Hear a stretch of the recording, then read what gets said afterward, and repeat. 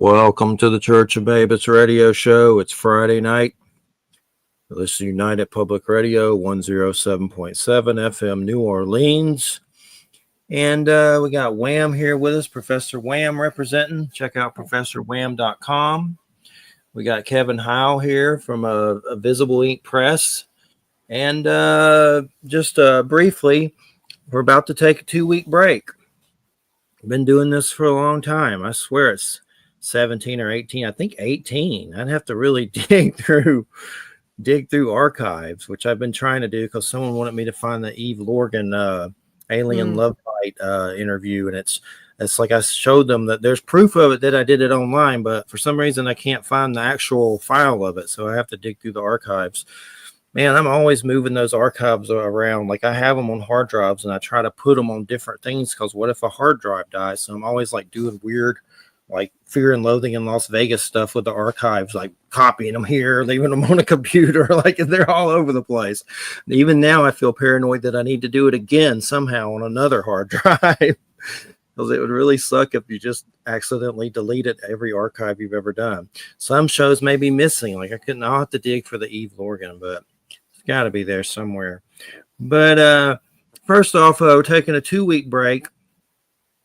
And we'll be back on January 10th with Eric Grimsrud. And that will be he's bringing a friend with him.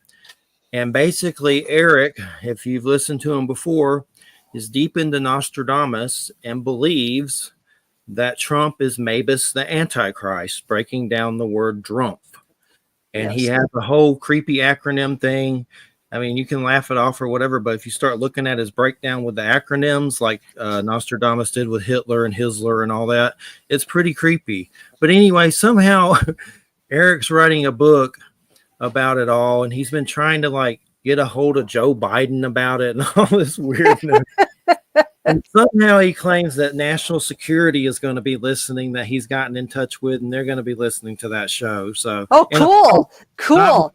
The terrorists, but they'll have to open up my FBI files. I do have an FBI file. They'll have to open because I work for the Navy. So, but they're very concerned that Trump is Mabus the Antichrist, I guess. But, I always thought if the Antichrist came, he would be a lot smarter. But I know. That's what I don't know. I don't know. I'm not sure about that anymore. I mean, I think it really depends. You can look at it like an Antichrist is going to be like a smart European, like Lestat from You're the Vampire or something. But the thing with Trump that concerns me is he is kind of Napoleonic. There's kind of that. If you saw the Joaquin Phoenix Napoleon, which wasn't the best, but I love Joaquin Phoenix, but there's also kind of like a Dumbledore there, too. but as far as, I don't know. I mean, I'm doing this show. I originally named it Church of Mabus just to piss people off, to be shocking, like Black Sabbath or Ozzy or Alice Cooper, like Church of Mabus. It's just a stupid thing I did when I was, more crazier than I am now. And now I kind of look at it as satire, but if you come in, you're going to really listen down. And Neil Donald Walsh is here from Conversations with God, international bestseller. So I'm like, I didn't even think he'd show up, but people like that. So you got to go in to get to the onion.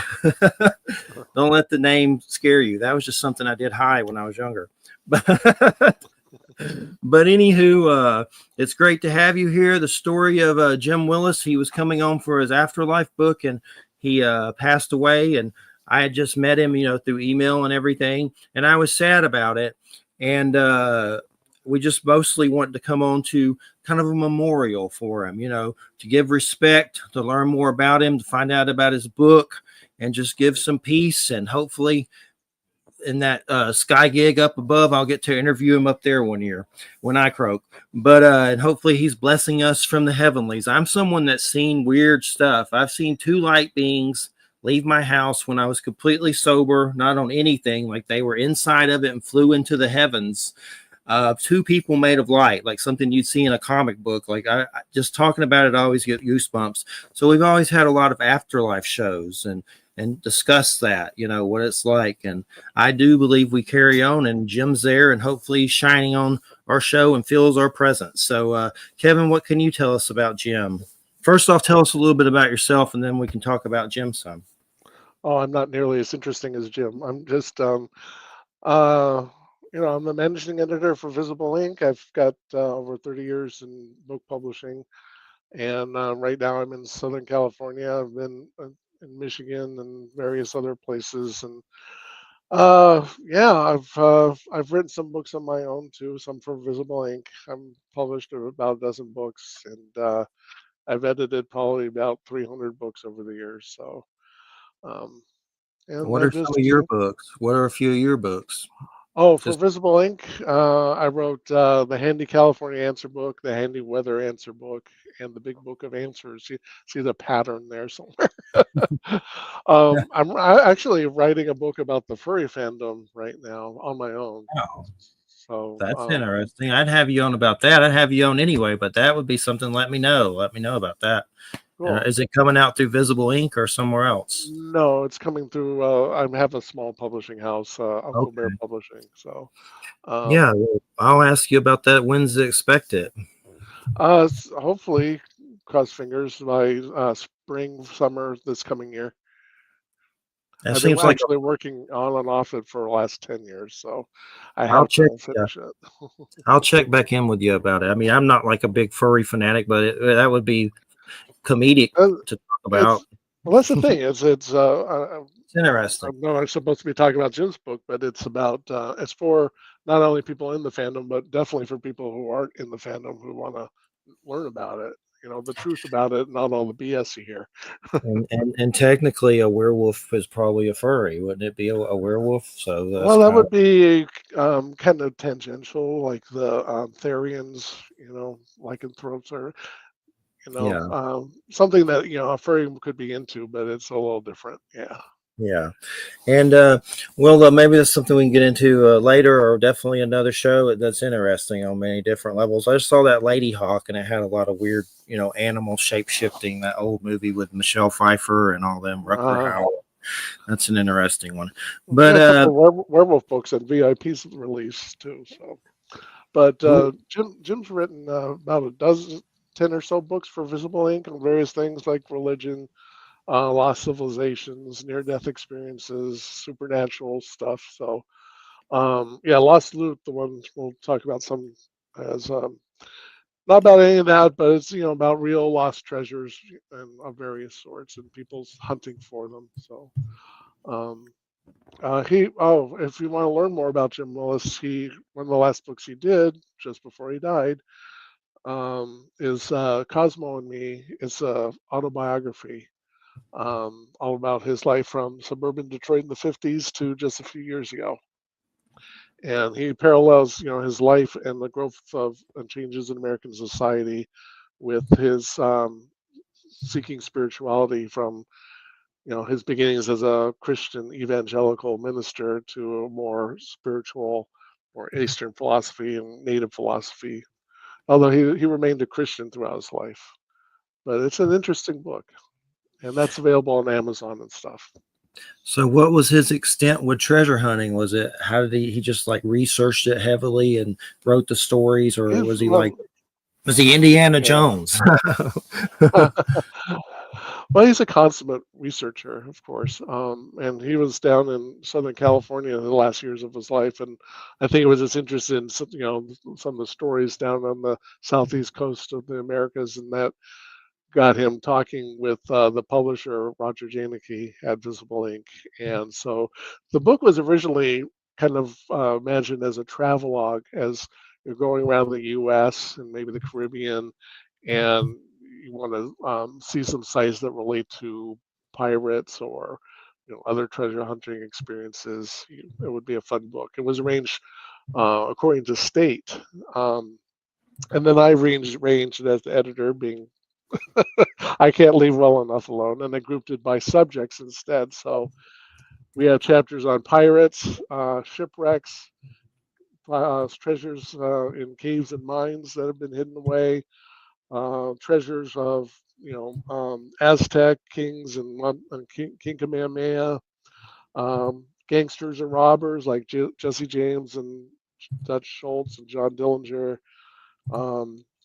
Then we got very Mystery Hunters chapter, and then a whole chapter on Oak Island, which you may be familiar if there's a whole TV series about that. And what's some of them that you remember well? Because I know there's a lot. So I know there's a lot. Yeah. But if there's some in particular that you'd like to share that you might know more details about. Oh, there's several that I like. I mean, I like the stories about the Fabergé eggs, if you're familiar with those. And, heard of them. The jeweler who created those for the Tsar of Russia, and when the Russian Revolution came in 1917, and they came and took all the eggs and stashed them away. And then Arm & Hammer from the U.S. came, and he had connections with Russia, and they allowed him to take 10 of those eggs, and then they went missing. So I think they found one of them, maybe two, but there's still like 8 eggs that are missing. Each one's worth up like $30 million. Wow. So do you remember anything on the Blackbeard story at all? Do you remember anything about Blackbeard? Oh yeah, Blackbeard's cool. You know, he was quite a colorful character. You know, a lot of the stories too about him, he made up to make himself more threatening and scary. But you know, at the end too, there's the story of him being beheaded and his headless body swimming 3 times around the ship that where he died, and you know, and of course there's treasure curses in the book. A lot of pirate treasures have been cursed. What was the one? The story of Charles Island, Kid's Treasure, which was cursed 3 times one time by an Indian chief who cursed it and said, no building will survive on this island. And since then, they've been destroyed by hurricanes and stuff and fires. Captain Kidd's cursed it, and later some of his crewmates cursed that treasure. So if you ever find that on Charles Island, I'd leave it alone. Sounds like it for sure. And I'm sorry.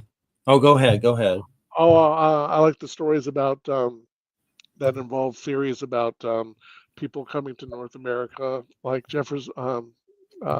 President Jefferson believed that the tribes of Israel eventually made it to North America. And one of the things that he commissioned Meriwether Lewis to look for, not only exploring the Northwest, but he said he wanted him to investigate the languages of the native peoples, because he thought there was a relation between that and the tribes of Israel and their languages. And so apparently he had a lot of documentation on this, and then when he was either killed or committed suicide, there's still debate on that, all these papers disappeared. So what happened to those, and what did they prove? And there's ideas about the FBI being involved in that sort of thing. So that's a good story in this book. Is there like a lot of curses and weird stuff like that in a lot of these stories, like weird kind of stuff like that? There's some, yeah. There's the story of booby traps, like the Aztecs would hide treasure and then create a trap that would flood a chamber or drown you if you tried to go there. And there's booby traps on Oak Island that you could fall into, and that sort of thing. What other kind of booby traps are there? Just the story of the USS Central America that, when it sank, it started the Panic of 1857 because they lost $300 million worth of gold. And, that you can actually, they found about half of that, and you can actually buy some of it if you have the money. There's some of it available. And but some people say you shouldn't buy that because it's cursed by the people who died on the ship. So that's another one. So there's quite a few stories like that in here. Have you kept up with the Oak Island show at all? The actual show? No, I think they're in their 12th season, but I haven't kept up with it. Have you? Me neither. I was just wondering if they ever really found anything on it, because I know I've kept up with the Skinwalker Ranch shows, and those are crazy. And not to get into that too heavily, but the biggest thing about those is there's so many government spooks on the show that makes they're more scary than the paranormal stuff. But they're reaching a point to where you're like, is nothing ever going to be found? Like, they're finding stuff, but there's never any absolute. So I was just kind of wondering if that was the same with Oak Island. I know it has a history that's more sounds more complex. So I think they've already found some stuff. I'm just curious. I was just curious. Well, obviously they haven't found anything big like the theories that the Ark of the Covenant or the Spear of Destiny is there, or the Holy Grail. They haven't found anything like that. Just little knickknacks, I think, that seem to imply that there might have been a presence of some of the members of the Knights Templar in Nova Scotia. That's interesting. That's interesting for sure. Skinwalker Ranch is just weird as hell. Like they're saying that there's something they can't drill through. They're saying it may be an alien base or some military base. Like, they're finding crazy stuff. But the biggest thing is Bigelow, who's some aerospace like tyrant guy. He already owned that place and raped it before they got there. So what did he find there? But they're always getting crazy phenomenon on video, like UFOs and orbs, and there's just all kinds of weird stories like that. People get sick there, get radiation burns and stuff. And then they do the Beyond Skinwalker Ranch show, which is about different ranches having similar activity. And of course, Bigelow had his hands in some of those ranches too. He seems to have a penchant for that. And then, of course, the weirdest thing, just the last bits about this, we'll get into more stuff with treasures. They had Chris Bledsoe on with two government spooks, Colonel John Alexander with like X-Men neurology, brain equipment, and he summoned UFOs on the show surrounded by government spooks. So that's how weird that show's getting. It's getting really weird. But he also has a book, UFO of God, or something like that. It's on Amazon with 5 stars, and people are under it saying they're having similar experiences. It's creepy. So it's something, they're up to something with those shows with the government that I don't trust at all.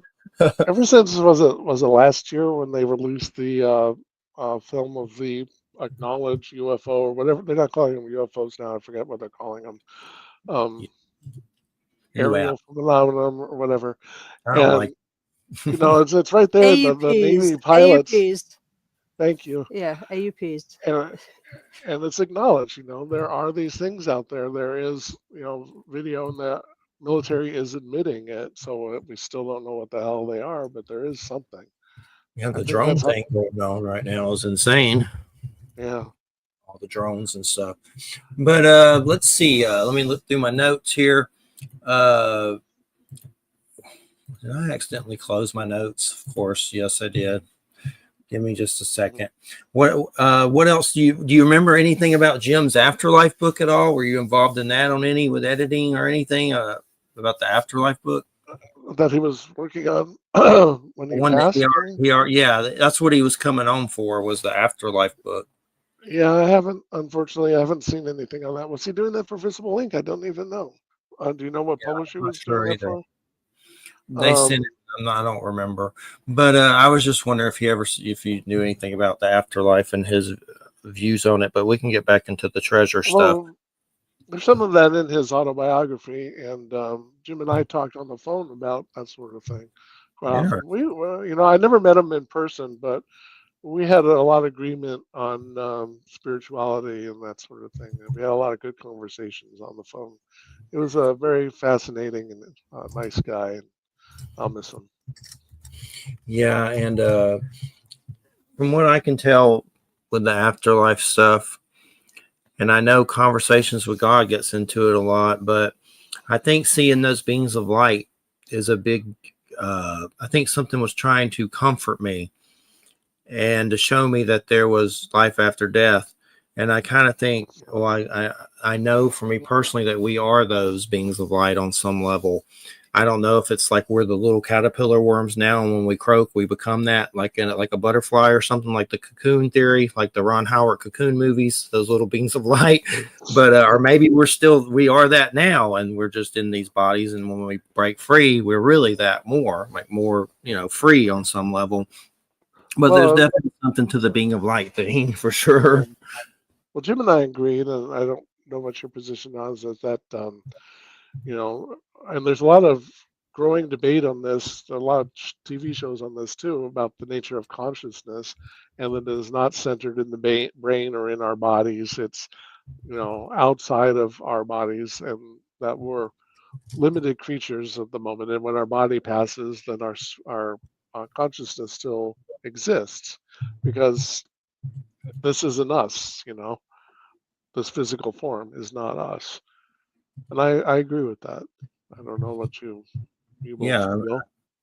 I definitely, from what I've seen in the beings of light, I've also seen them in the heavens, like kind of like stars, but they're not. They're different, and it's kind of like there's a quantum realm around the earth, and perhaps when you die you go to that realm, like a staging area or something, like a waiting room.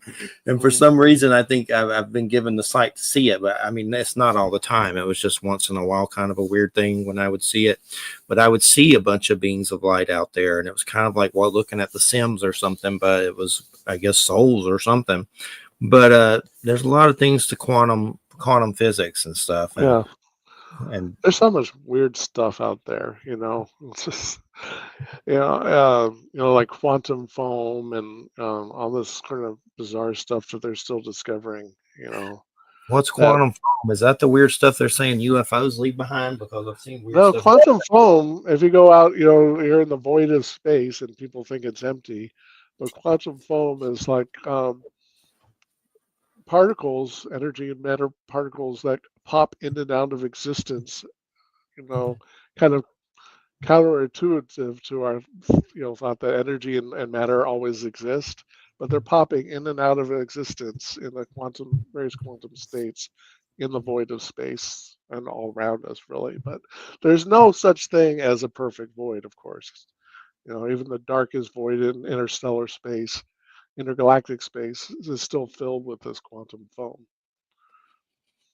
So that's a trip. We had a guy on about quantum physics. It was it Dr. Charles Liu? Oh yeah, I like him. Yeah, he's read some book for us. Yeah, that was that book, the answer book or whatever. Yeah, that was really good. And we've had Ron Moorhead on, who wrote Quantum Bigfoot. He gets into Bigfoot with quantum physics and some of their abilities, and breaks it down with science and how it can be possible. It's not just like woo, as all the hunters say, that's woo, but he gets into it like hardcore, like slap in your face, quantum physics and Bigfoot. So that's pretty interesting for sure. But I'm looking through my notes here, and I know I've done a show actually about Jesse James and all that. What can you tell us about this, the blood-soaked treasure, and it involves the Knights of the Golden Circle? Oh yeah, that's all about Jesse James' connection with the Knights of the Golden Circle. Are you familiar with Knights of the Golden Circle? I've heard of it, but I don't. You know more about them than me, probably. After the Civil War, it was an organization of former Confederates, who wanted to rebuild a nation that included not only southeastern part of the U.S., but also pretty much all of Mexico, the Caribbean, and northern part of South America. That would basically be a haven for, white slave-owning people. And Jesse James was associated with him, and the theory was that a lot of the gold that he was stealing and saving was actually to help fund the Knights of the Golden Circle. So that's the story behind that. It's interesting for sure. I love Western stuff. Yeah. Definitely gets interesting. But the afterlife thing was what he was coming on for. And then, of course, I heard about it through his daughter at first. And it happened right before he was going to be doing the interview the same day. So it was definitely sad. But he's still kicking ass in heaven in the quantum realms, baby. That's right. Jim Willis. And we're going to do an interview when I croak. But as far as let's see if my notes, some more notes here. There's Daniel Boone and the Dry Indian. Do you remember any more of that? I know that I'm not expecting you to remember everything. We don't want to get into everything and give everything away, but any more Western things up your sleeve? Well, there's quite a few of those, stagecoach robbers and that sort of thing. The Dry Indian, was a little story about Daniel Boone, who was pursuing an Indian who was, I guess, running from him or something, and he crossed this river and got to the other side of the river. Of course, he was soaking wet, and they saw the Indian on the same side of the river, and he was bone dry, and it was because there was these caverns underneath the river, and this was like in what's present day southern Illinois or southern Indiana, and there's all kinds of limestone caverns under there, and there's lots of stories of how, or theories that the Native Americans hid large caches of silver in those caverns. So that's kind of a little bit of the background there. And there's lots of people who've been hunting the caverns looking for Indian treasures down there. So in the Midwest, and of course, there's stories about the Grand Canyon, about stuff hidden in the Grand Canyon and various caverns under there. So I know there was I was just going to say there's that Native American Navajo police guy. He's on there's an episode of Unsolved Mysteries where coins keep appearing in a room. Like they just keep coming up. I believe that was Unsolved Mysteries, but the coin thing's interesting. And this guy's legit. I definitely believe this dude's legit. And he was just telling a story that they were a team that was assembled like the X-Files for the Navajo reservations. And they had to keep track of all this phenomenon happening. And they were also the Navajo police. And he does like seminars about this stuff. So I have him on DVD, an old seminar. You can find him on YouTube. But Dover, I think is his name. Do you remember his name, William? John Dover, I think. I'd have to look it up. But I know it was an Unsolved Mysteries. Wasn't the coin one? Do you remember that one? Wasn't that on Unsolved Mysteries? Or am I mixing up shows? I know there was one where the coins were manifesting. I think it was an unsolved. I think it was Unsolved Mystery. I mean, that sounds familiar to me. So yeah, I think it is. But you know who I'm talking about, right? Yeah, I do. He's on Skinwalker Ranch a lot too. But the coin thing is interesting, and then of course there's a lot of lore with that, like the coins for the eyes, coin for the boat keeper. So you get these treasure stories. Get creepy with the coinage. The Lost Dutchman mine. You got so many different things here, different cultures, and that's always a good thing that there's so many different stories to explore from all kinds of different ways of life. The Lost Dutchman mine, there's the Peralta stones, which are little stones with clues that are like, if you put them all together, it becomes a map to help you find the treasure in that area. So wow. That's another story in this book too. That's interesting for sure. That's some Indiana Jones kind of stuff going on. Is there stuff like that? Is there more stuff like that, like weird stuff like that? Well, there's the Beale treasure, which is an interesting story about these cryptic codes that were left with this fellow named Thomas Beale, left them with a fellow. And there's 3 of them, and one says what the nature of the treasure is, and another is where the treasure is, and the third one is who the treasure belongs to. Huh. And they've been trying to decrypt these for decades, since like the 1800s, and nobody's been able to figure out what the heck they mean. What culture is that from? What civilization? That's how the codes are all numbers. And one of them was deciphered because it had it has a link to you have to get a book that helps you decode it. I forget which book it was, what book they used. And using that and the numbers in the code, you're able to say what it says. The second one that was decoded was supposedly where the location was, but even though they had that, they never found it, and they never found out what it contained. But that's an interesting. interesting one. It's in the Mystery Hunter section, and they've had government specialists working on this for years. They used to use it in their classes, to teaching people coding and stuff, and nobody's figured it out. Does any of this stuff get into crazier stuff like Ark of the Covenant and the stuff you mentioned earlier, the Spear of Destiny, Odin's Spear, and all that? Did any Oh of yeah, these come up? that's all in the last section. The whole story of the Knights Templar and how some of them got away from the church persecution. And, of course, a lot of them made it to England, and then the theory, of course, that some of them made it to Nova Scotia. So it's interesting. yeah, I know there's weird stuff with Hitler hunting down that stuff too. Creepy stuff. That's creepy. Creepy. Indiana Jones stuff. Yeah. yeah, real. There's a new Indiana Jones game that looks amazing. I want to get into that. It looks really good. You get to kill Nazis, and let me see the name of it. It just came out from Bethesda. I'll just say it real quick. The new game, but it looks really good. Indiana Jones in the Great Circle. But it looks really good. Let's go back to the 30s or something, or when's it set? I'm not sure. I'd have to look it up, but I think it's during probably during maybe World War II or something. I don't know. I haven't looked that deep into it, but I've looked at the trailer. It's pretty cool. But there's not many Indiana Jones games. I think there's like some old. There's some old ones that are like from LucasArts or something. So this is about the guys that did Castle Wolfenstein and stuff, and the company that made Fallout and all that. So it should be good. It's got good reviews, but I'll check it out one year. Let's see. And Jim Willis, what else can you tell us about him? Your conversations, about the afterlife and stuff like that, and spirituality. What was his spirituality? Was it a particular religion, or was it just like spiritual? Well, I guess I mentioned that. I'm sure I forget if we just talked about this before we went on air. He started off as an evangelical Christian in his ministry, and he worked in the church for a long time.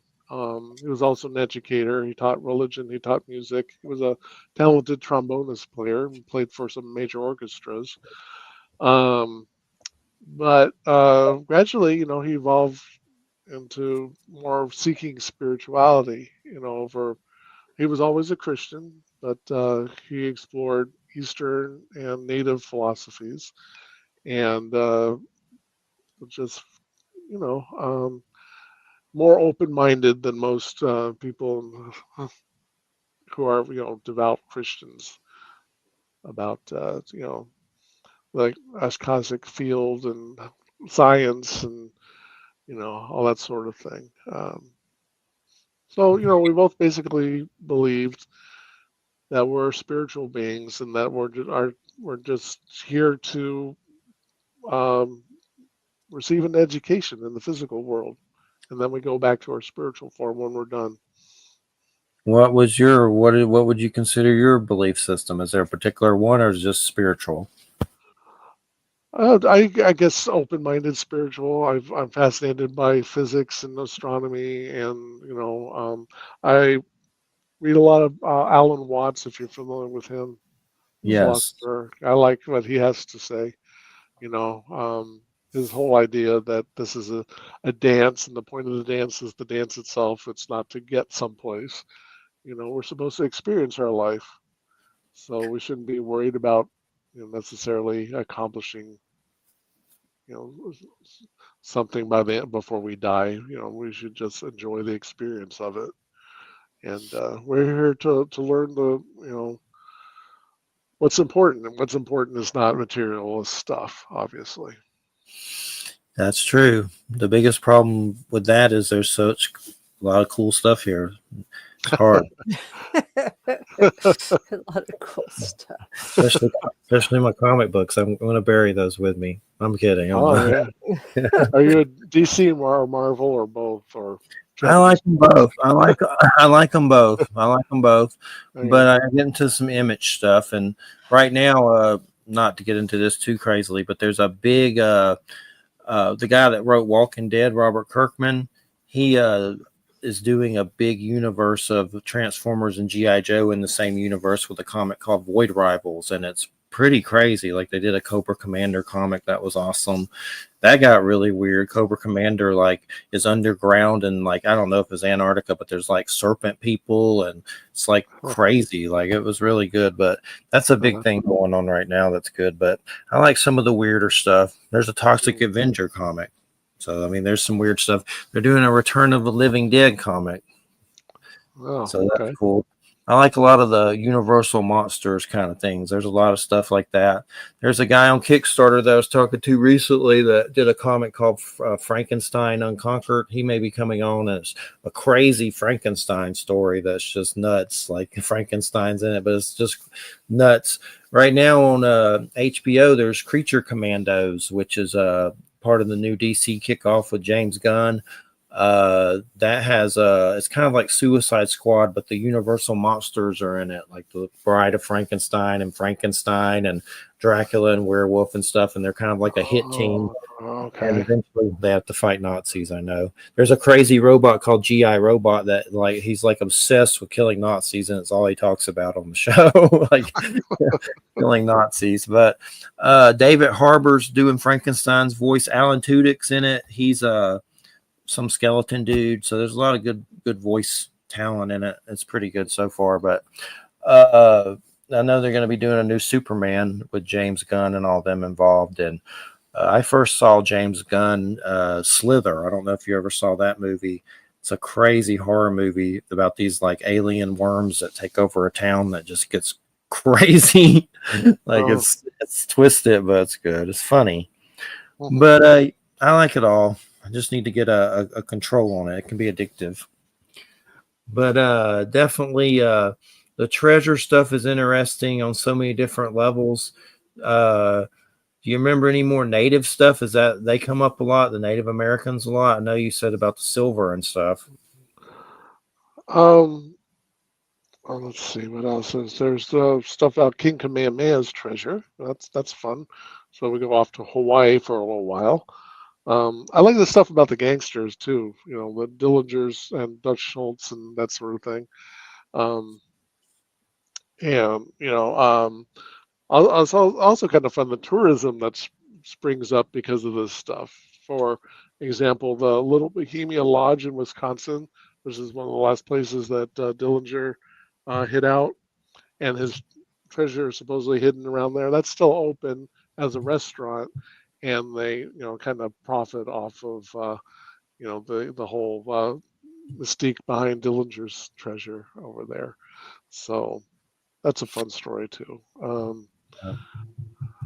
Cursed Treasures and Blood Money, Lost Loot, and that's Visible Ink Press. Visible Ink Press.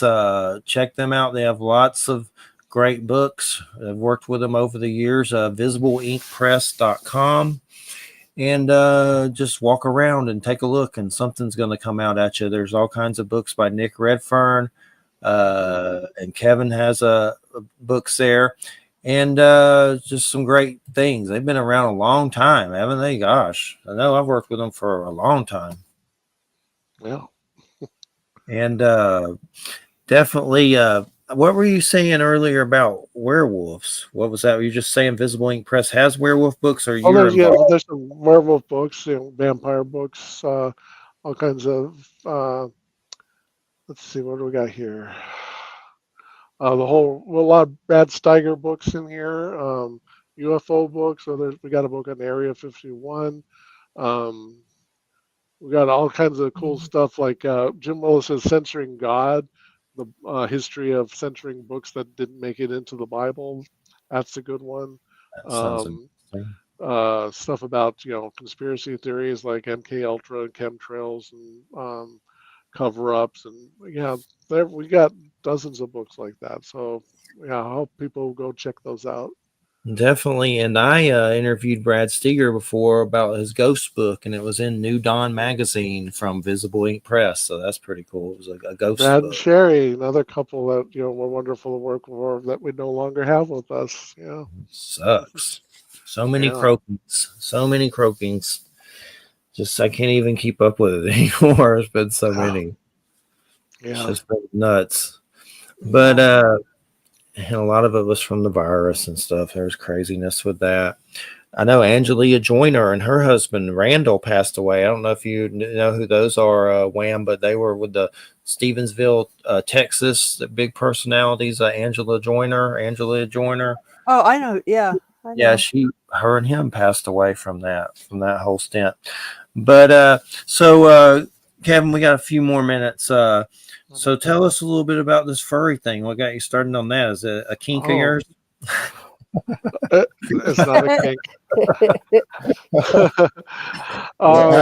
Yeah, it is a complex social phenomenon, and people who hear about it, they think it's just people dressing as animals and doing whatever, at conventions and so forth. But it is a very complicated social and psychological phenomenon, and yeah, I'm working on a book on it right now. It's going to be, I've been working on it the last 10 years. It's going to be quite a thing, and hopefully it'll come out next year. Sounds cool. Sounds interesting. Does Berserkers ever come up with it and stuff like that? Like the Berserker, the warriors and the animal spirits and craziness like that?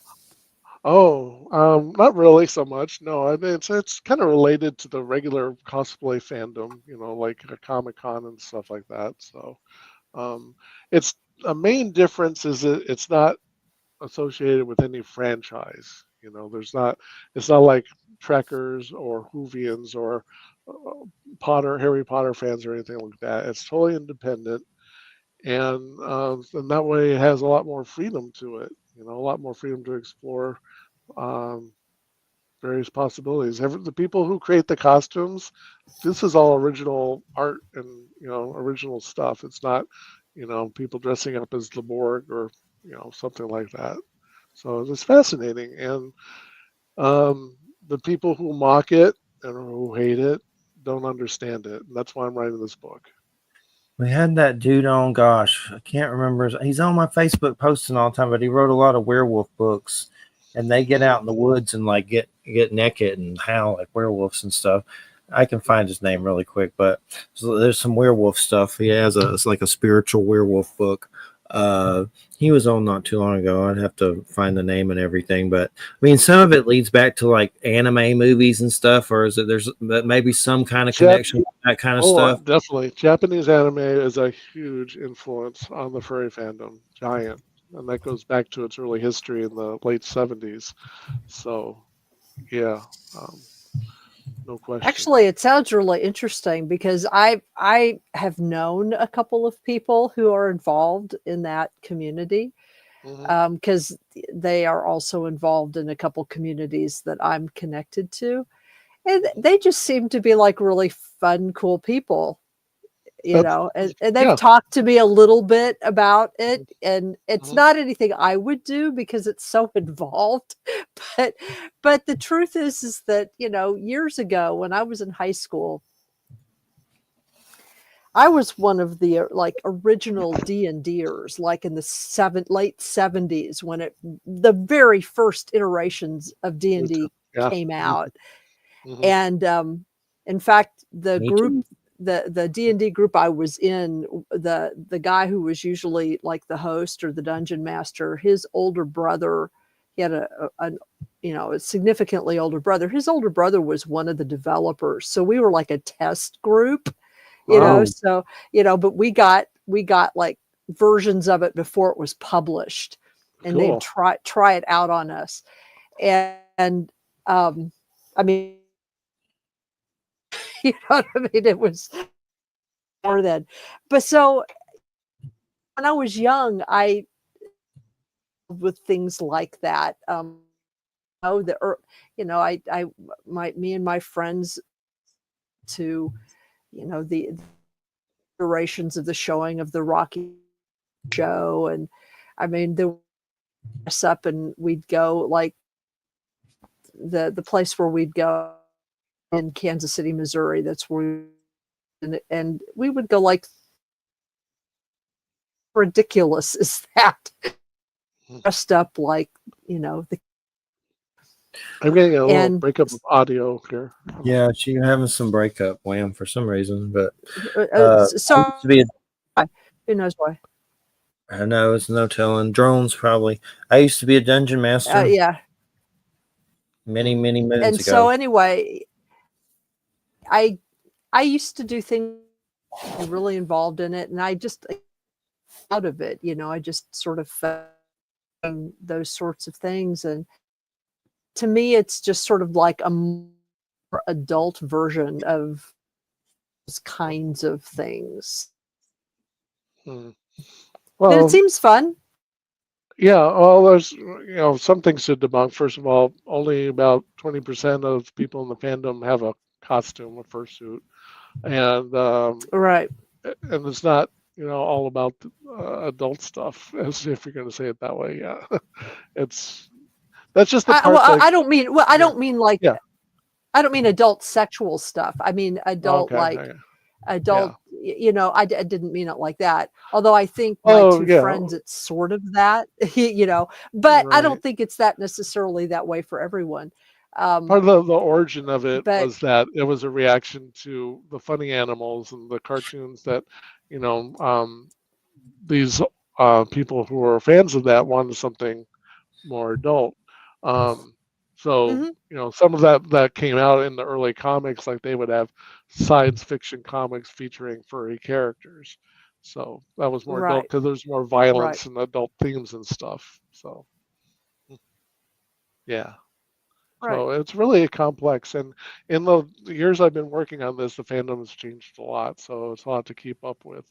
I'll probably have to do additional editions in the future just to keep up with all the changes.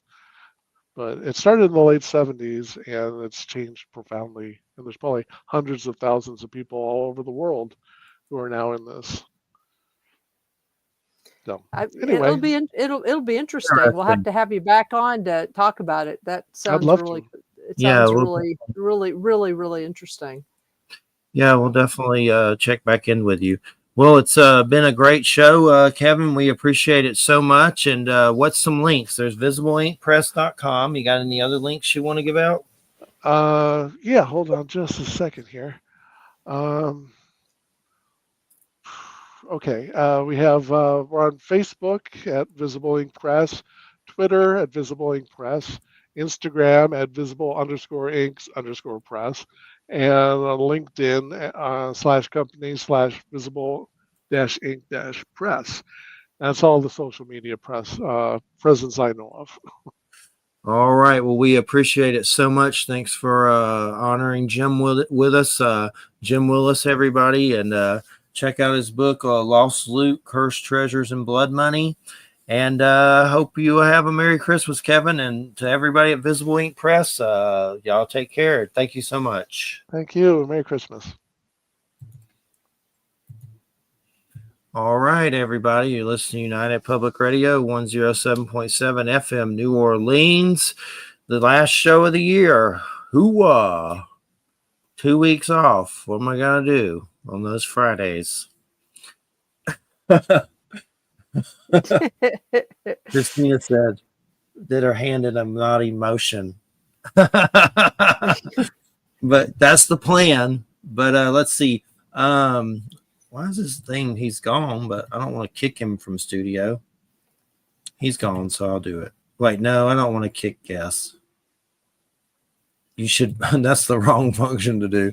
But anyway, I didn't know anything about the furry thing, so that was interesting. Oh, that's fun. That's actually really fun.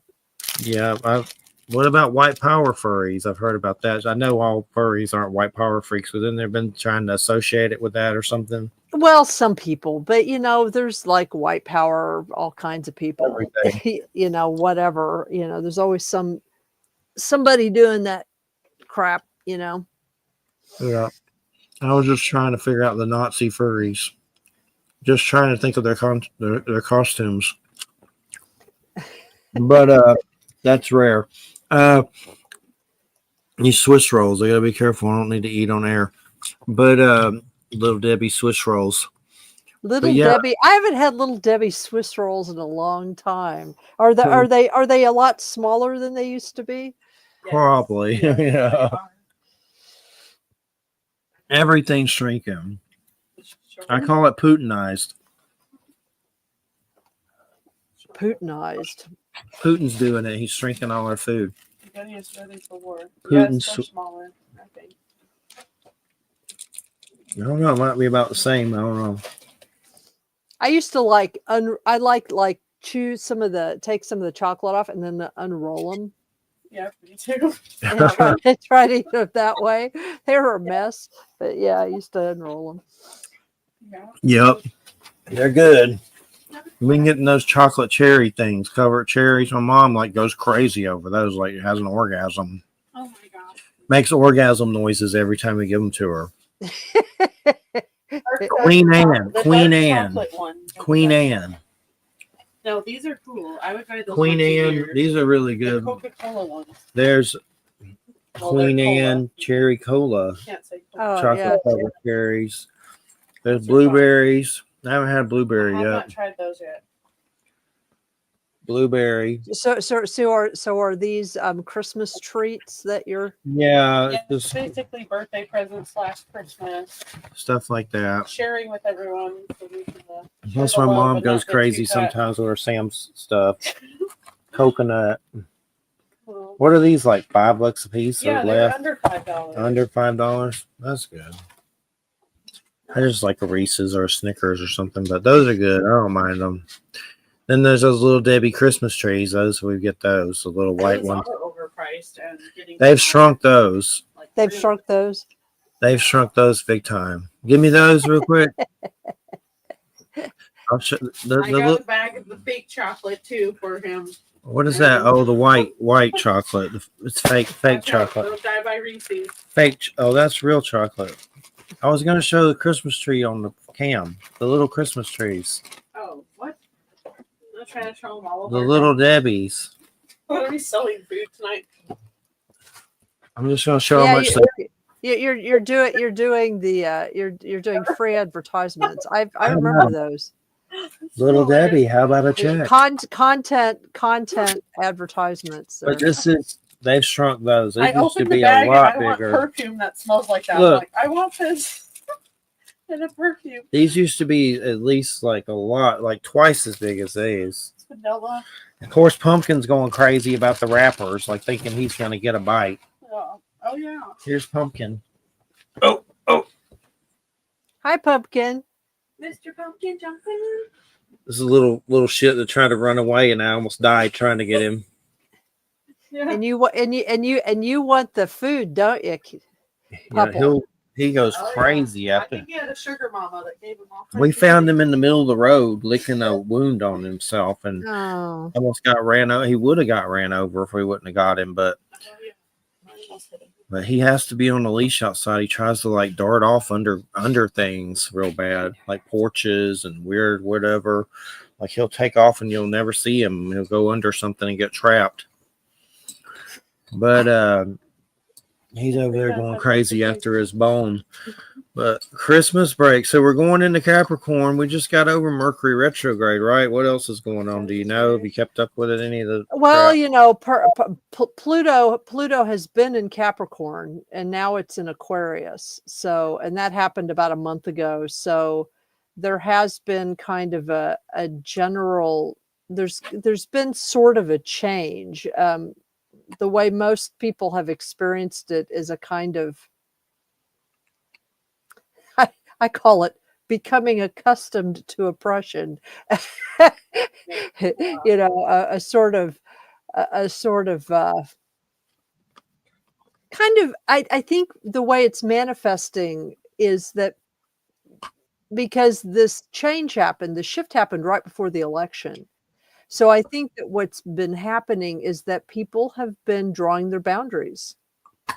You've probably heard about some people.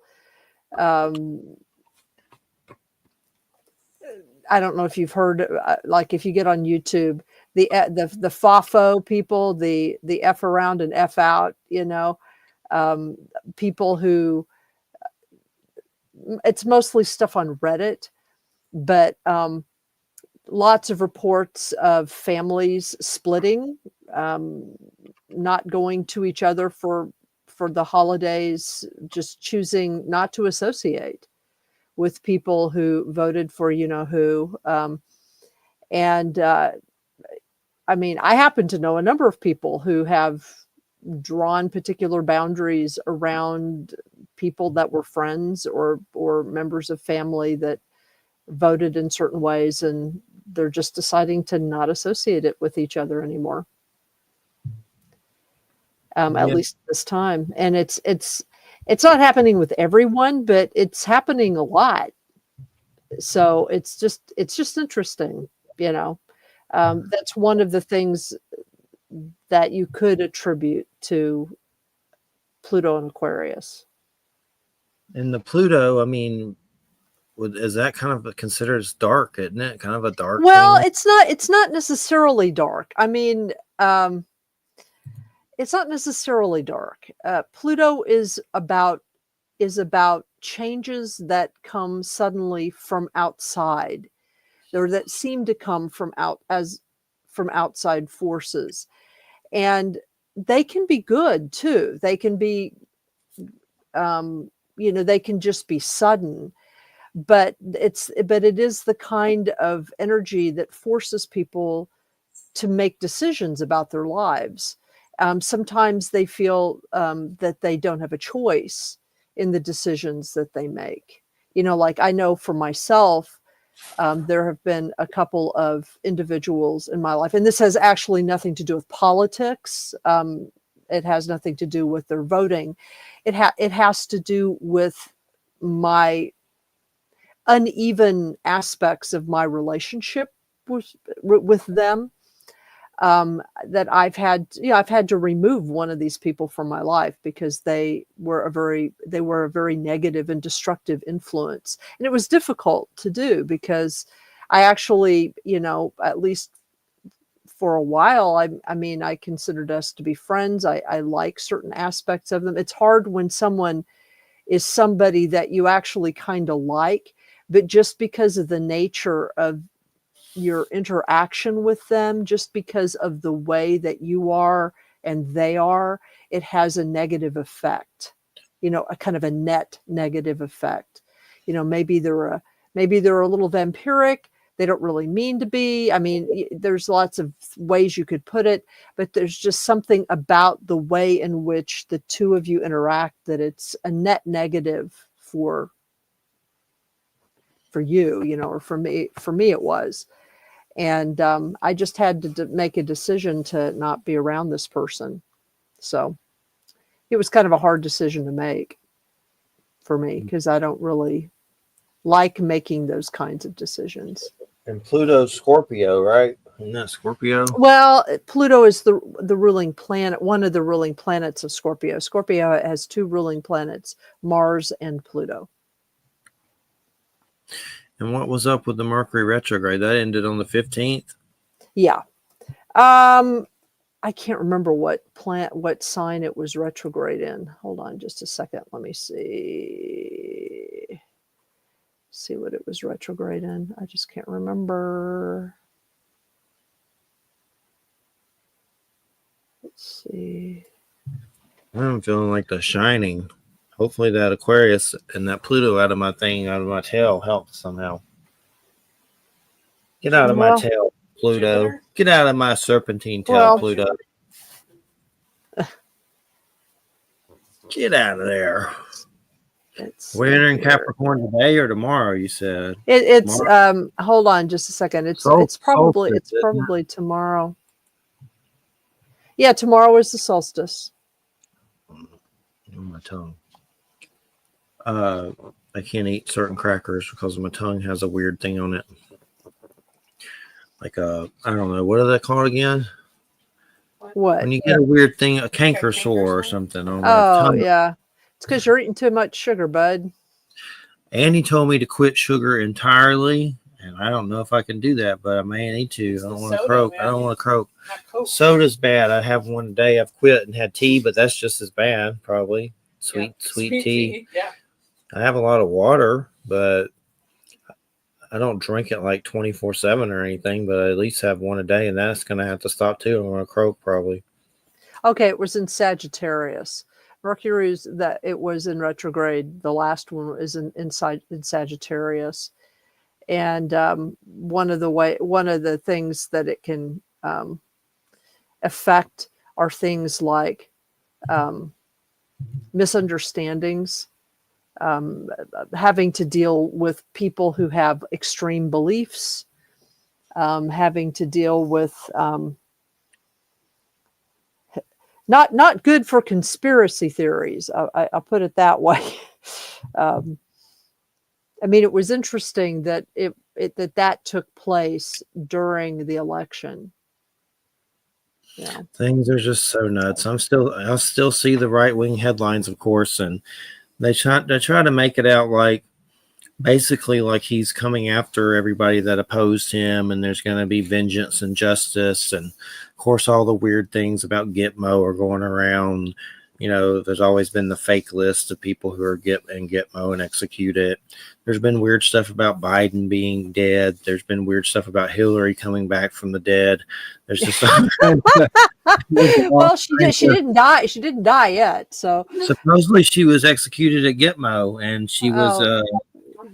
Like, there's people that argue, like they'll see something about her being alive. No, she was executed in Gitmo.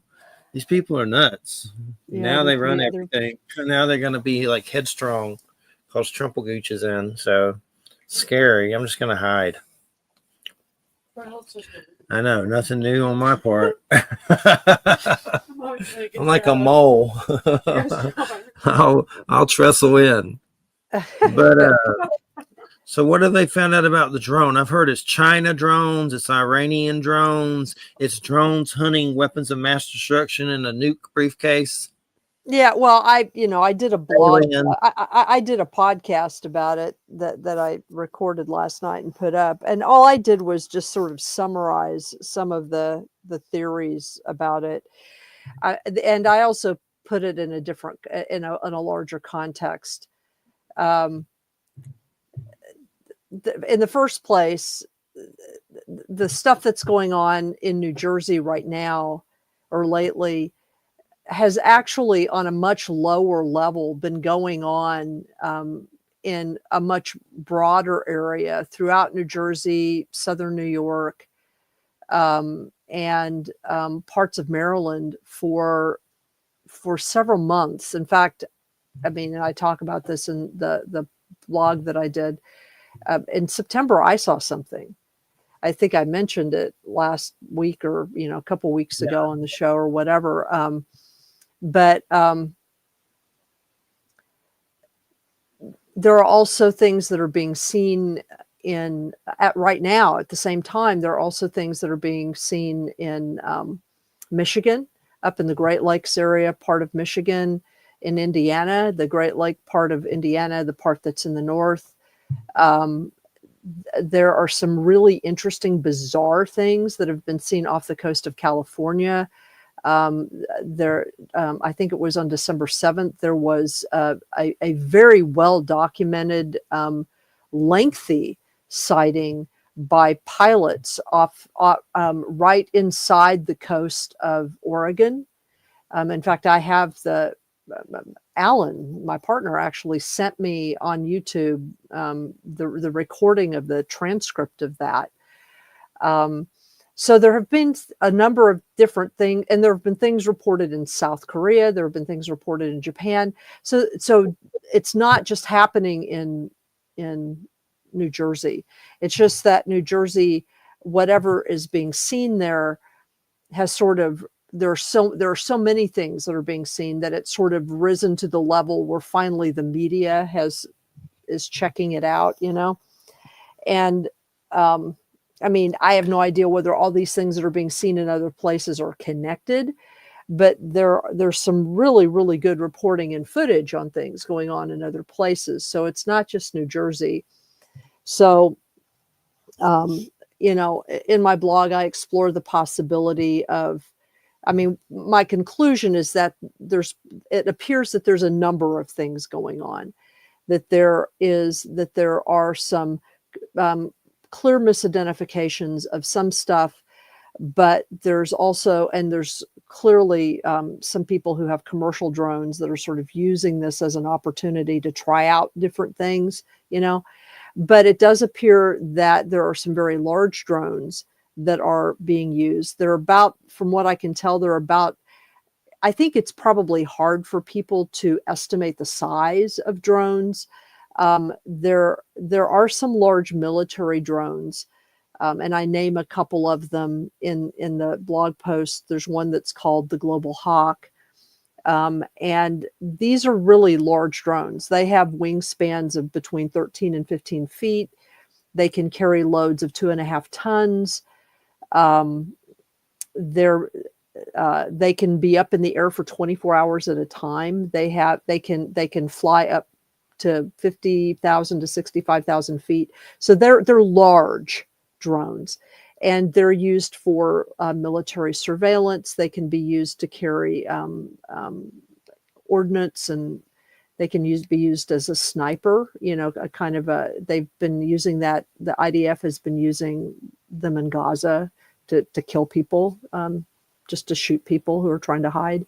And we know this because rank and file Israeli soldiers have been posting trophy videos of them doing this to people on TikTok. So it's not like this is just some liberal conspiracy. I mean, the IDF is bragging about it. So there are really large military drones that exist that are about the size that people are saying. What is strange is that some of the lighting configurations that I've seen on some of the larger things, because when the military is doing operations with drones, as long as they are not invading regular airspace, if they are doing an operation or doing a practice or something, then federal law says that they actually do not have to display FAA lighting.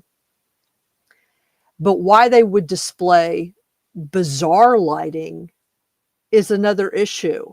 It's like, why would you do that? Lighting that might be mistaken for something else.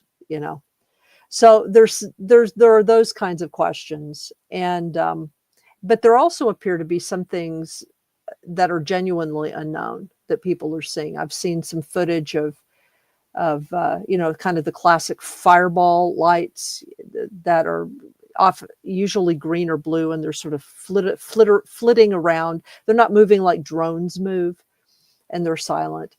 And so I think that there's a lot of different things going on there. I think that it's a combination of different types of events, and you get all these things together and you have a flap.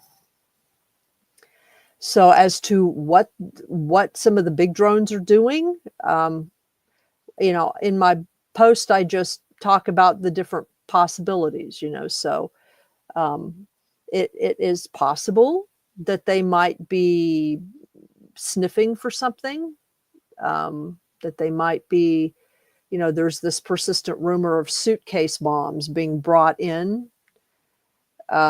from like the Ukraine, when the Ukraine pulled away from Russia and nuclear weapons were taken out of the Ukraine.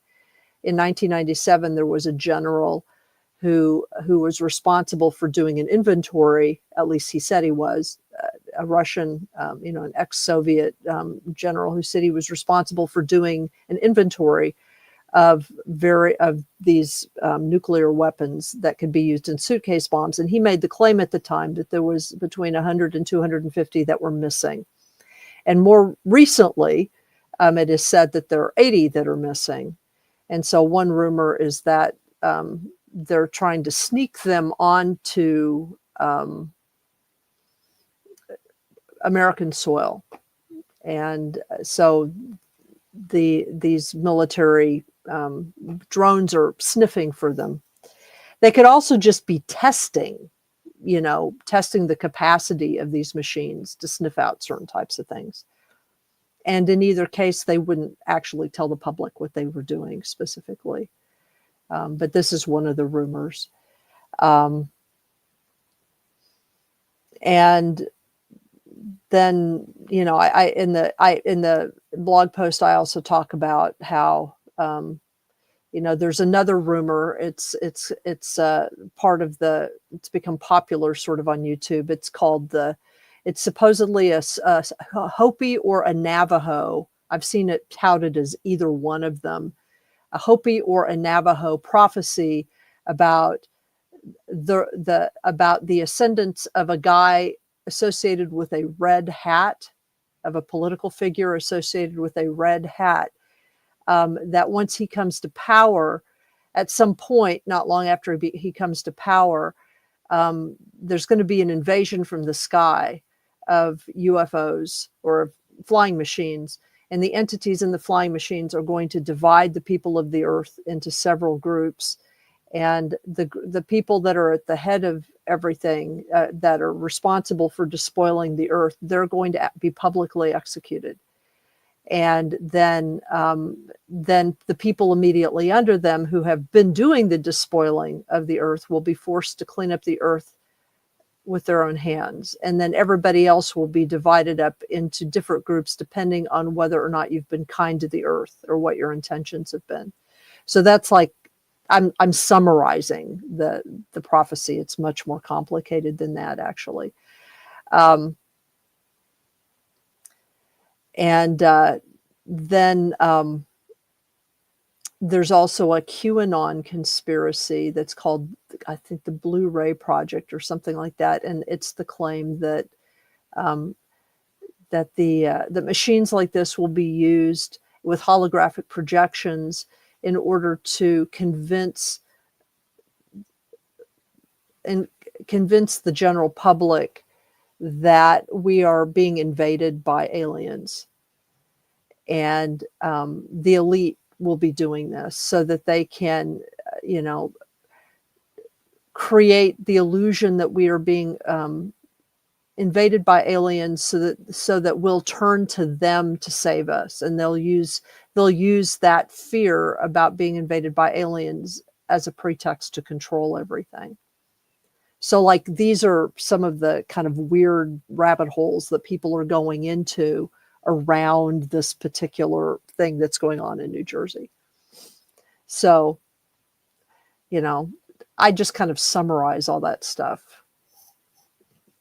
and then talk about my own experience, seeing something odd over the Hudson a couple months ago. I guess it was 3 months ago now. And a strange dream that I had like over 20 years ago, before we really had these kinds of drones that we have now. And in the dream, I was helping people escape into tunnels from these flying machines because they were shooting people down. And we had found some tunnels that you could go into that they couldn't operate in because obviously they wouldn't receive the transmissions necessary to be able to operate within them. So I became responsible for helping people get into the tunnels. That was like a nightmare I had like over 20 years ago, which, you know, retrospectively is odd. So anyway, that's all I know about him. There was a interview I sent you. I haven't listened to it yet, but it's from it's called "Fly on the Wall" with Dana Carvey and David Spade. Oh yes, I remember that. An interview and Dr. Stephen Greer about all this stuff, which I'm sure that's a hoot. All right, but I sent it to you. I don't even know. I'll watch it eventually, I guess. I don't watch that many things lately like that, but I might, because I'm hoping it's funny. You would think with those guys, it's at least that. I'm sure it will be with those two, but I didn't even know that existed. My boss at work sent it to me. I didn't even know they had a channel at all. So, but yeah, I'll check it out sometime, but not right now, obviously. But yeah, I've heard so many things there seems to be this craziness with the QAnon thing that, you know, that there's going to be a punishment and that these people, I guess the opposition's going to be punished. It's almost like they want them to be exterminated, like in weird Hitler camps or something. It's like they want it. They want it. Well, yeah, I know. It's odd. I mean, what I think is strange is that is that we are all so disaster prone. It's like we want to be heroes in our own movie or something. You know? I think a lot of them want Hitler. Like they really want that. That's what they're hoping. Well, I think that they're hoping for something that will make their lives a little bit easier. They're afraid. They're afraid, and I'm not really sure.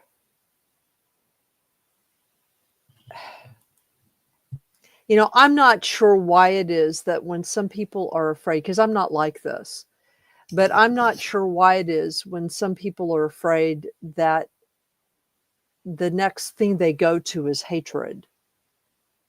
I guess they feel like if they push that fear onto something else or somebody else, then it's not in them, and they can blame something else for making them unsafe, or somebody else for making them unsafe, and they want someone else, something larger than them, to control and protect them, whether it's God or a dictator or a bureaucracy or whatever it is, and maybe they think like this authority figure will give them a purpose in life, will give them, will give them protection and something to do. I'm not entirely sure. I mean, in some ways, I guess I kind of grew up with some of that, but I'm just so not like that, that it, despite me being familiar with it, it still makes no sense to me. And I'm the type of person that if I'm afraid of something, I go towards it. I want to understand it. I want to know about it, unless it poses me an actual physical danger. And then I'll get out of its way first. But, it's just like my interest in the paranormal came directly from my experiences of being terrified by it.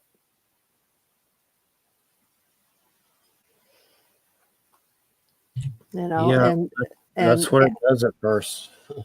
Yeah, I mean, it came to, and to be honest, and I've said this before, if I'm actually encountering like evidence of a ghost or something right in front of me, I do tend to like leave the room just because I have to sort of get my bearing on it, but I'm no longer afraid of the concept, so I've always tended to go towards that which has frightened me rather than pushing it away and not wanting to know about it. The fear. Yeah. It's an initiator. But most of my experiences were that, and that's all they were. But later is when you reflect on it, it becomes something else. Yeah, we're right. Exactly. And gosh, let me see who else is coming up for the next year. Who have I been messing with? Wild Trees is coming back. He's always a hoot about animals. Till James Glenn, he's a stunt man. He's coming back. Mark Nakamp, the energy dude. And then that's with you. And then Rick Osman, that's the Ohio Valley 7 Bears book. And then I'm working on some other stuff for February, slowly but surely. It's slow going. But I have talked to some interesting people on Kickstarter that I want to have on that, like there are people that have done projects with comic books they created, and then you pledge for it, and then they create it and send it to you. But there's one guy that did a Western book that's real crazy called The Devil's Gate. He said he wants to come on. And there's another guy that did one called Frankenstein Unconquered. He wants to come on. And I was talking to this one guy that they put out this Friday Night Bigfoot comic, and it's about Bigfoot and wrestling. And there's like a wrestler dude that helped make the comic and stuff, like some weird stuff like that. There's also been some weird. I don't know if these guys can do it because of time zone, but they made a comic in the UK. These guys called Unit 666, and it's about this British military, like military soldiers that fight Nazis, and there's Nazi Feratus and Nazi werewolves, and it's like the Nazis are evil and there's the heroes, but it's batshit crazy. Like it really is nuts. There's Nazi Feratus, like Nosferatu, but Nazis. That's Like kind those, of crazy. and then there's werewolves, and there's like a lady that's on the cover with machine guns and stuff, and werewolves and craziness. But there's a lot of weird projects on there. There's one called Cinema Crypt. I wouldn't mind having them on. They do like comics, black and white, of old horror movies like Frankenstein, but they put it in a comic form. And they kind of they just did a Nosferatu in winter story where it's about Nosferatu in the winter, some kind of Christmas story with Nosferatu. And they put that out, but a lot of weird stuff on there. I've been watching the pledges and stuff. I mean, they just did a heavy metal relaunching #1, that magazine, and man, they rack up and get like 600 grand or something on there. There's another magazine, Metal Hurlant, that apparently has been around a lot, with that Mobius and Jodorowsky, the guy that like just these personalities that do artwork and stuff that have been around for a long time. But apparently Metal Hurlant was first, and then Heavy Metal was kind of an offshoot of that somehow. Just weird magazines. Mobius, I don't know if you ever heard of that artist, and then Jodorowsky. Yeah. Mm-hmm. It's like these real cool old dudes that everybody thinks cool is really cool. They are cool, but I don't know that much about them. I mean, I got the first issue for Heavy Metal and for Metal Hurlant, but if I like it, I might subscribe. It's kind of expensive, but I got the first issues just to check them out. They're like 300-page magazines. Wow. Wow. Yeah. That's long. Greg Hildebrandt did the Heavy Metal cover, which is an interesting artist that does a lot of artwork. Greg Hildebrandt. I have his Dracula book that he illustrated. That's really good. But yeah, Kickstarter is pretty trippy. There's a lot of weird stuff on there. Got to be careful on there. I've never had no one. Oh yeah, another thing I did on there. There was a Les Stroud, Survivor Man. I don't know if you've ever heard of that show. I have. Yes, I have. Yes, I know who Les Stroud is. He's doing a Bigfoot documentary called The Question of Bigfoot, and he kickstarted it, and also he has his 10 episodes of Survivor Man Bigfoot, and it's neat because they raise money on there, and like if they get a certain amount of money, you get a perk.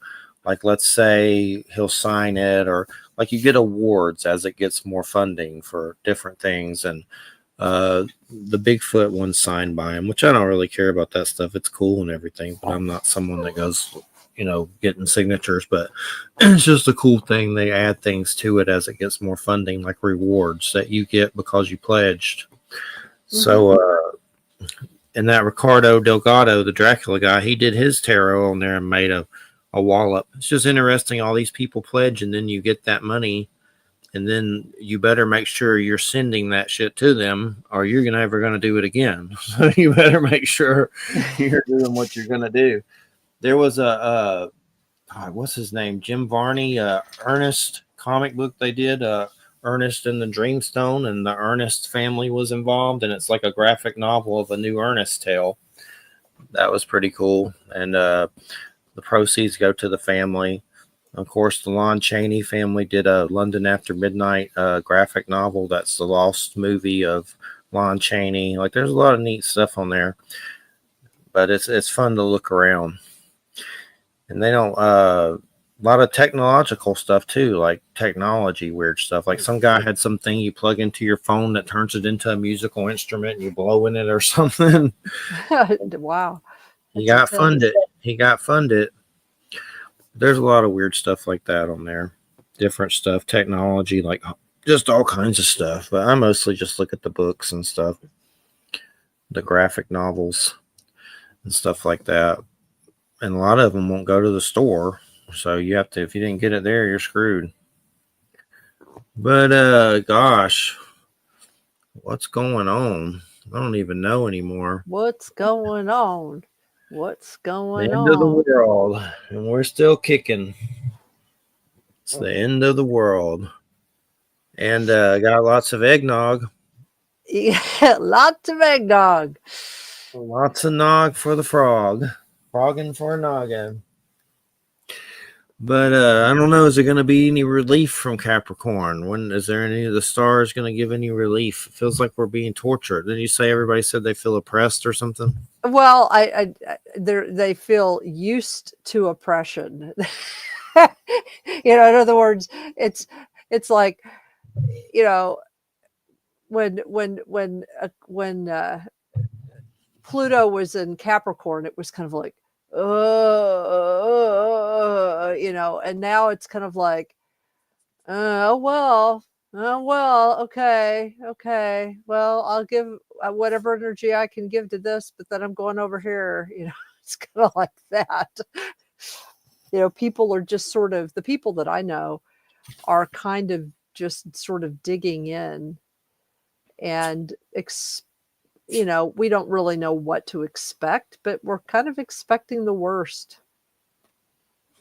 Yeah. And just kind of like, well, we'll see what happens. I mean, like, I've been spending, like, my partner and I have been talking to people, and we're like, so if he starts, if ICE really does start, like, just rounding people up, It's crazy. in the manner that is being talked about, if they just start round, because we know a lot of people just in the Kingston area who are immigrants of different types. The problem with the way that he is operating, or the way he's talking about operating, is, and the way in which this has been done in the past, because stuff like this has been done in the past. There was a project back in the 1950s, and I will ask certain members of the audience to excuse the racial epithet that was used, because this is what it was called. It was called Operation Wetback, and it was intended to get rid of Mexican and Central and South American immigrants. And it was it was the first real attempt to just, like, massively deport people. And now, I mean, their record keeping and documentation was even worse than it is now. And obviously they did not have computers at the time they didn't have the databases that we have now. But it was really clear that they made very little attempt to differentiate between actual illegal immigrants, migrants who already had legal status, and individuals who in fact were natural or naturalized citizens. They also didn't make a lot of distinction between different kinds of brown people. And so there were all kinds of people that were gathered up and just deported to places. There were people that were natural born American citizens that were adults, that had been American citizens their entire lives, that weren't even Hispanic, whatever that means, Hispanic, that were just brown, and they were just literally scooped up and deported or sent into these different places. And so it's kind of like, I've been talking to people. It's like, does that mean if they start doing that here, that I'm going to participate in hiding people in the house? Is that what it's going to come to? Hiding people in the basement and finding ways to shuttle them out. I mean, it's like, seriously, it's kind of like that, because, I have a really good friend.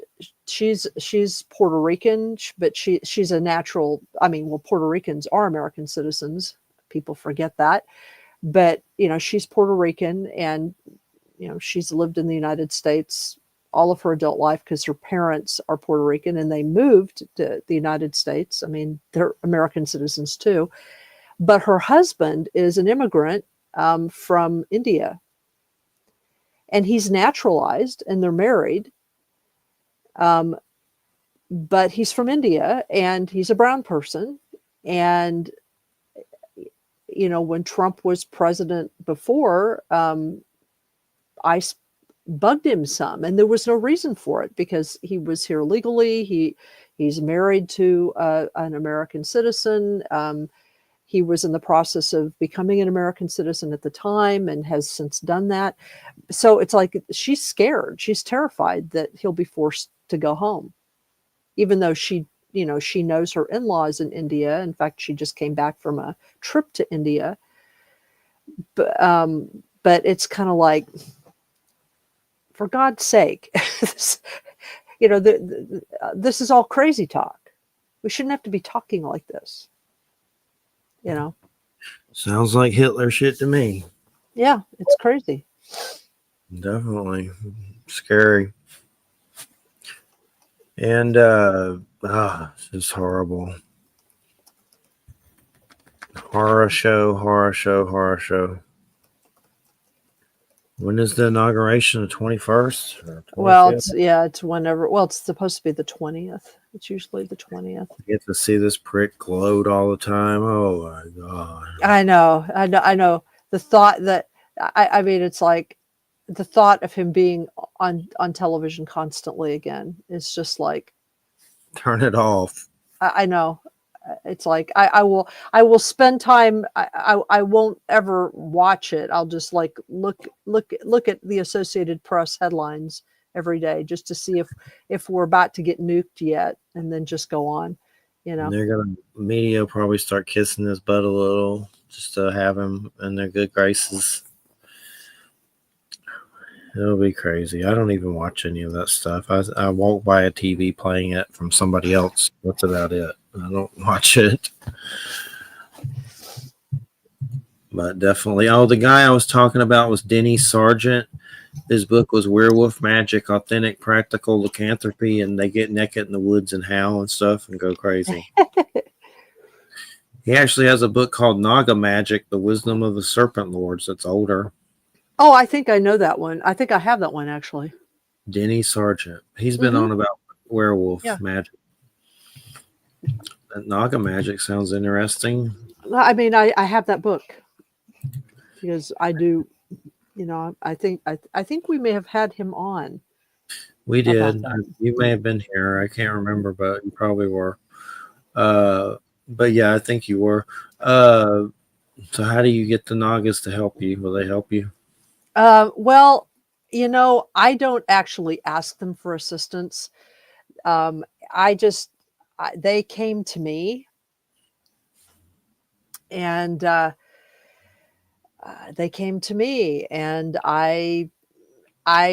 helped one of them.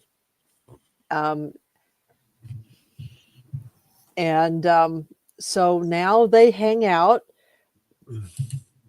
I do offerings twice a month. And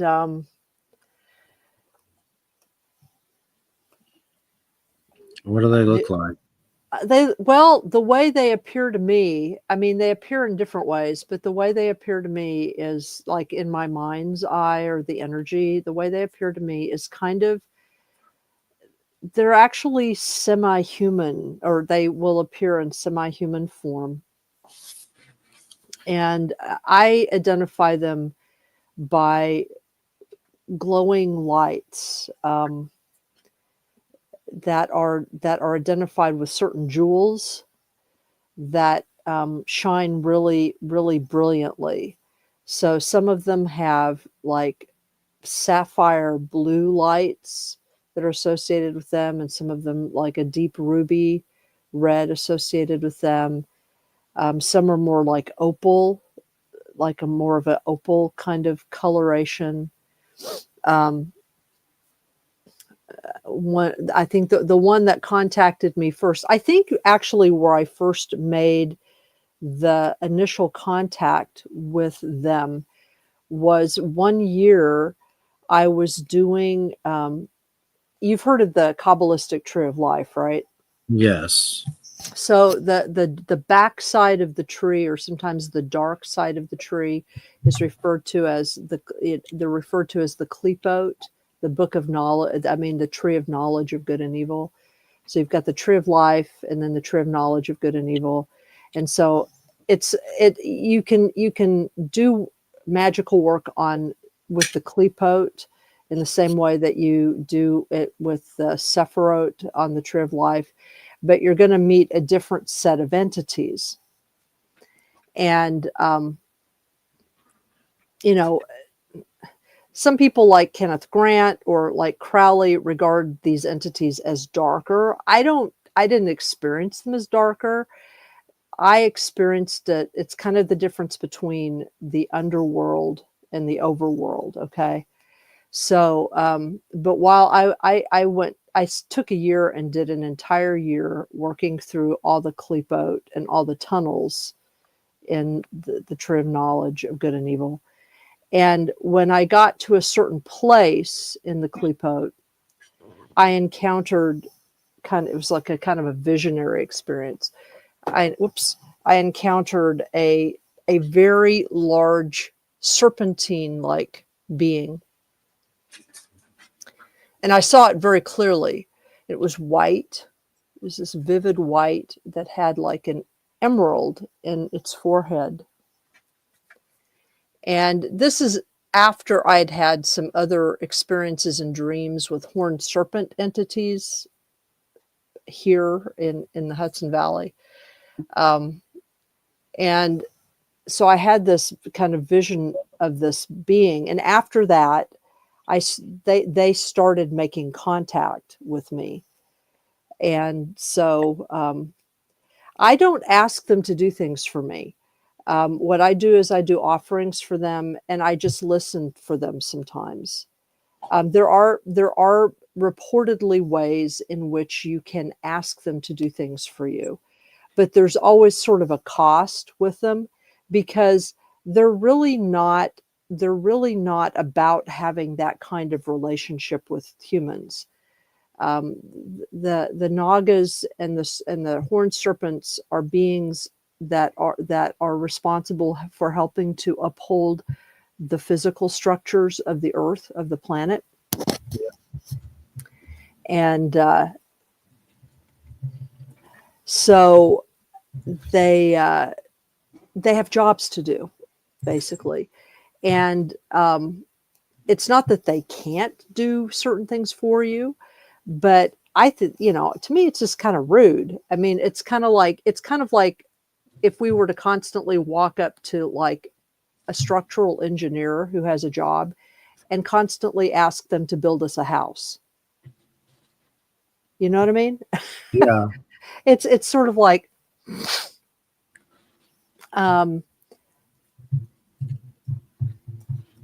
so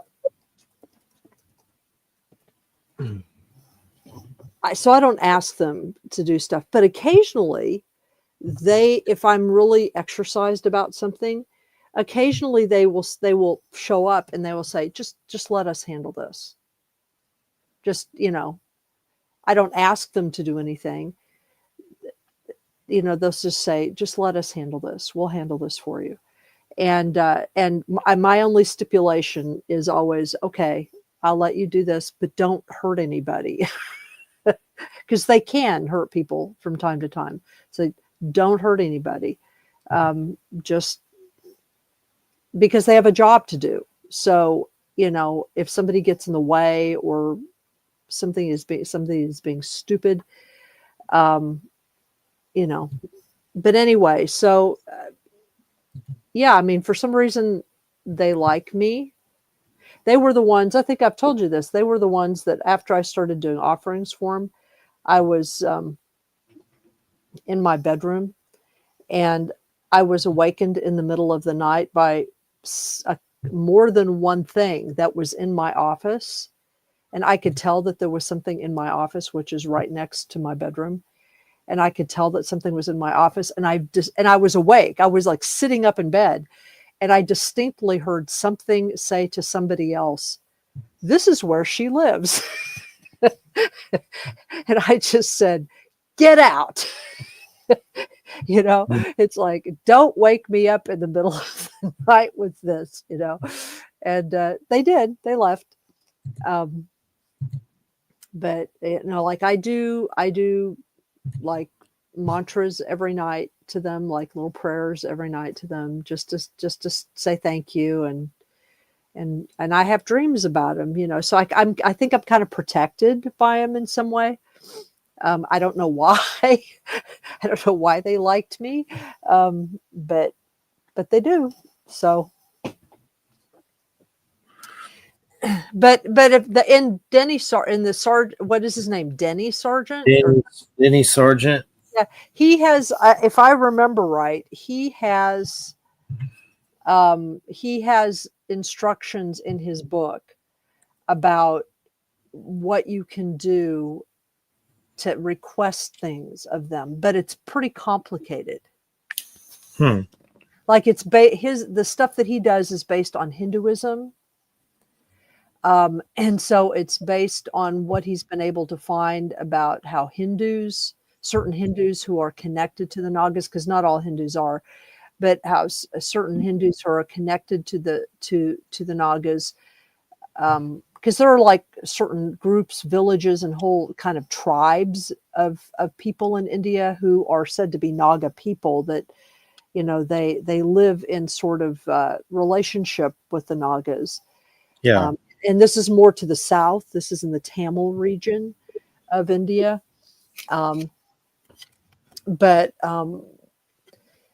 So he's kind of gone through those sources and has developed some ways in which, you can ask the Nagas to help you with money or relationships or whatever. But all the processes are pretty complicated. And if you do it, you're basically committed to them for life. Huh. So it's and they will not let you off the hook about it. So you need to be really careful about just doing stuff like that. That's why I don't ask them to do things. I mean, I ask them sometimes if there's anything I can do for them, but I'm not going to make those tit for tat deals, with any entities like that. It's dangerous. I just don't want to be responsible for that, Yeah. And where are they all from, supposedly? Is it all India, or did you say Hindu? I mean, India, right? Well, the Nagas, the term Naga means, I believe it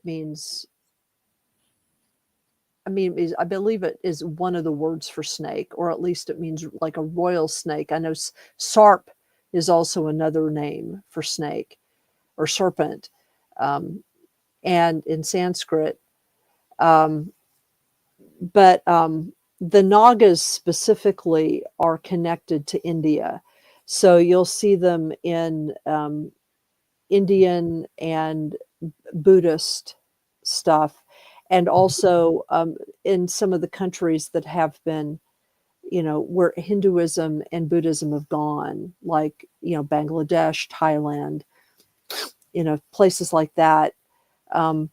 They're somewhat similar to dragons, but they're not identical to dragons. Dragons are, dragons are of the same kind of tribe, if you will, as Naga, but they are also a little different than Naga. They are not always associated with the same things as Naga. So, and we think of dragons as just being that in China only dragons are there, but they actually have serpents too.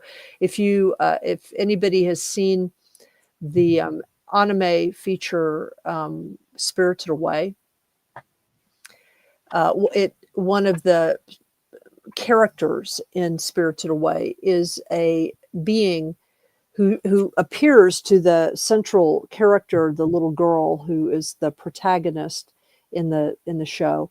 He shows up to her as kind of a kind of an older male protector, teenage boy, but in fact he's a river spirit, and he's not a dragon, and he's a serpent, and he displays his true form later in the film. And river serpents are serpents. They do not have, they can fly through the air, but they do not have wings like dragons do. They do not have wings or feet or anything like that. So it's a similar kind of idea. In North America, many native people here, or indigenous people here, have stories that they talk about the horned serpents. And the horned serpent is a very particular kind of manifestation. It's similar in a lot of ways, not identical, but similar to the Naga in India. Yeah. And so, yeah. And I've had experiences with both the Naga and the horned serpents, and they've both come to me independently. So, I also do things for the horned serpents, but I also don't ask them to do anything for me. So, do Thunderbirds hunt the horned serpents? I heard that somewhere. Well, sometimes it depends. There are different stories about the relationship between horned serpents, or the antagonism between horned serpents and Thunderbirds, or thunder beings is probably the better way of putting it. They do have rivalries from time to time, and certainly in certain mythologies, mythological cycles, like among the Algonquin people and the Iroquois or the Haudenosaunee here where I live, you're supposed to be very careful about the horned serpents, because they often take a liking to people and then will try to marry them and pull them down to their level. And males or females, it doesn't matter. Creepy. Well, they just find humans, some of them find humans attractive. So that's kind of where that comes from. And although there are other serpentine figures that will also ally themselves with humans and give them a great deal of healing ability and protect them. So it really sort of depends on the reason that you're encouraged to avoid them is because humans can't tell the difference between the good ones and the bad ones, or that we have trouble telling the difference between the two. Yeah. And so, because obviously if they were all good, humans would seek them out. And you know what I mean? It's sort of this, it's kind of like with the jinn, it's sort of an iffy kind of relationship. But the Thunderbirds are said to be the protectors of humans, or the protectors of certain groups of humans. And so they protect against the horned serpents that might want to take you down to their realm and marry you. And I mean, there's like stories of women that have been abducted by, beautiful horned serpent men, and they become pregnant with little serpent babies, and Lord. all kinds of stories like that. But horned serpents are understood also to be, they're guardians of the earth, so they're understood to be very powerful. Yeah. So they have certain types of magic, especially healing magic, hunting magic. So there's all kinds of stories. Some of them are tricksterish, some of them not. And different indigenous groups have different relationships with them. So, like in the Southwest, they're associated with rain, and so they're not looked upon so negatively because it's dry in the Southwest. And so they're among the Hopi the Hopi. They're under, and certain other Pueblo groups, they're understood to be sort of under the control of Grandmother Spider. Yeah. So she's sort of the protector of people surrounding surrounding those beings. So and she gave birth to all the beings, including them. So she knows what their lore is. She can tell you how to protect yourself from the dangerous versions of them, you know, that kind of thing. So, Well, anyway. it's been interesting. Yeah, I better end it. But that's a great segue to vacation with the serpent people.